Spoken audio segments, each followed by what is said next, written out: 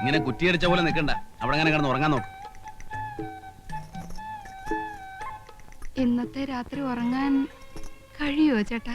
എന്നാ തലകുത്തി നിൽക്ക്. എന്തിനാ വിളിക്കണേ? തമാശക്കാരനാണെന്ന് എനിക്ക് ആദ്യം കണ്ടപ്പോഴേ മനസ്സിലായി. ചേട്ടാ, ചേട്ടന്റെ പേര് നാരായണൻ എന്നല്ലേ? എന്റെ പേര് ഓമന. നാരായണനും ഓമന്. മിസ്സസ് ഓമന നാരായണൻ. നല്ല ചേർച്ച. ചേട്ടനെ കാണാൻ നല്ല ഭംഗിയുണ്ട്. എന്നെ ചേട്ടന് ഇഷ്ടായോ? പിന്നെ എനിക്കറിയാം, എന്നെ ആര് കണ്ടാലും ഇഷ്ടപ്പെടും. ഇങ്ങോട്ട് നീങ്ങിയിരിക്കുന്നേ. അവിടെ ഇരുന്നാ മതി. ആദ്യം സംസാരിക്കല്ലേ? ആദ്യ രാത്രി പെണ്ണും ചെറുക്കനും പരസ്പരം മനസ്സിലാക്കണം എന്നാ. എന്റെ ഓമനെ. എന്തോ, ഞാൻ എന്നും ചേട്ടന്റെ ഓമന തന്നെയായിരിക്കും. ഒരിക്കൽ കൂടെ വിളിക്കൂ ചേട്ടാ. വലിയ പുലിവാലായല്ലോ. അതെ, എനിക്ക് അങ്ങനെ ഒന്നും വർത്താനം പറഞ്ഞ ശീലമില്ല. ഓർക്കാൻ വരുന്നു. കിടന്നോ.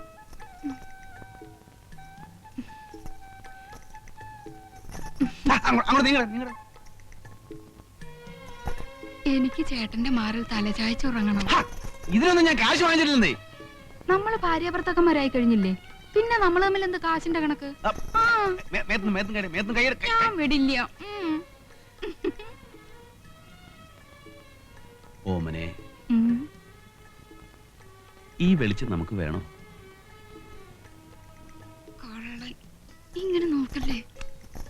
അയ്യോ, പാല് തരാൻ മറന്നു. പാല് മണ്ണ കടന്ന് ലൈറ്റ് അണയ്ക്കുന്നുണ്ടോ?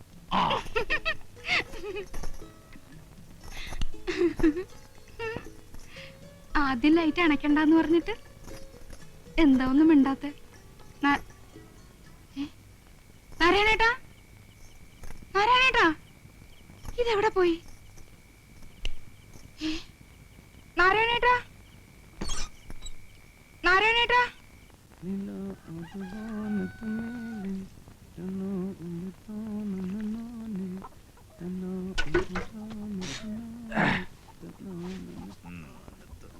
എന്തൊക്കെയാടാ ഇത്?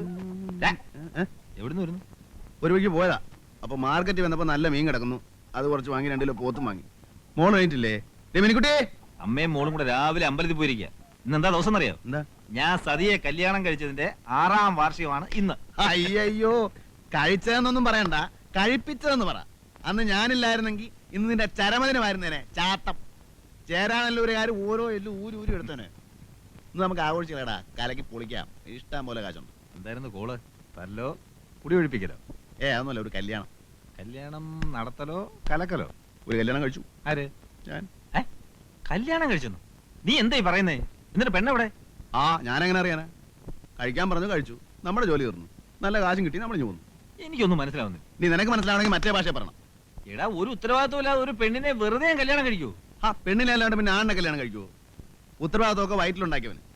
ആണായാലും പെണ്ണായാലും ഗർഭം ഉണ്ടായാലും ഇല്ലേലും ശരി, കാശ് കിട്ടിയാൽ ഞാൻ കഴിക്കും. പോകൃതരത്തിനോട് നേരം നിറയും. ചെറ്റത്തരമല്ലേ നീ കാണിച്ചേ? രാമു, വേണ്ടാത്ത കാര്യത്തിന് ചൂടാവരുത്.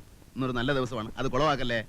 നല്ല ദിവസം എന്ത് യോഗ്യമുണ്ടോ നിനക്ക് പറയാൻ? നിന്നെയൊക്കെ മുക്കാലേ കെട്ടി അടിക്കാൻ വേണ്ടേ? മാറി കാടുകൊണ്ടാ മോനെ. തേങ്ങ കൊല. നീ ആണെന്നെ ചീത്ത പറയാൻ? എന്റെ അച്ഛനോ അതോ കൂടെ പറപ്പോ? ഞാൻ നിന്റെ ആരുമല്ലേ? നീ എന്റെ ഒരു പുല്ലുമല്ല. ആവശ്യമില്ലാത്ത വർത്താനം പറഞ്ഞ അടിച്ചതിന്റെ കാരണം ഞാൻ പൊളിക്കും. ഞാൻ നിന്റെ ആരുമല്ലടാ, ഒന്നില്ലാത്ത പട്ടി. അവന്റെ അമ്മയെ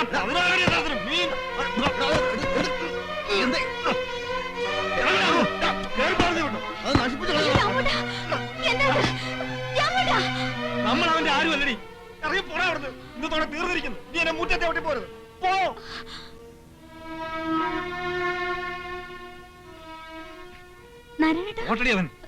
എന്തൊക്കെയാണ് രാമോട്ടെ കാണുന്നത്? എനിക്കൊന്നും മനസ്സിലാവും. നീ ഒന്നും മനസ്സിലാക്കണ്ട. അതോ ചോറും കൂട്ടാനും ഉണ്ടാക്കാൻ നോക്ക്. ചെല്ല് ചെല്ല്.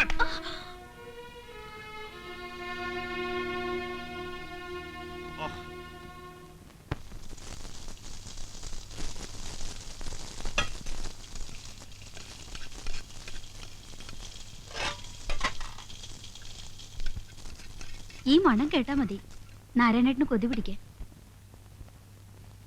ഇത്തിരി കൂടിപ്പോയി, അടിച്ചിറക്കിയ പോലെ ആയില്ലേ? എന്നെ അന്യനാക്കിയാ ഞാൻ സഹിക്കണോ? ഞാനും നീയും മോളും അവൻ ആരും അല്ലാന്ന്. വേണ്ട. ദേഷ്യം പിടിച്ചപ്പോ അങ്ങനെയൊന്ന് പറഞ്ഞു പോയെന്ന് വെച്ച് വാക്കിലല്ല കാര്യം, പ്രവൃത്തിയില്ല. ഒരുമിച്ച് ഉണ്ട് ഉറങ്ങി വളർന്നിട്ടും മനസ്സിലായിട്ടില്ല ഇതുവരെ. എന്റെ സ്വഭാവം അവനും മനസ്സിലാക്കണ്ടേടി.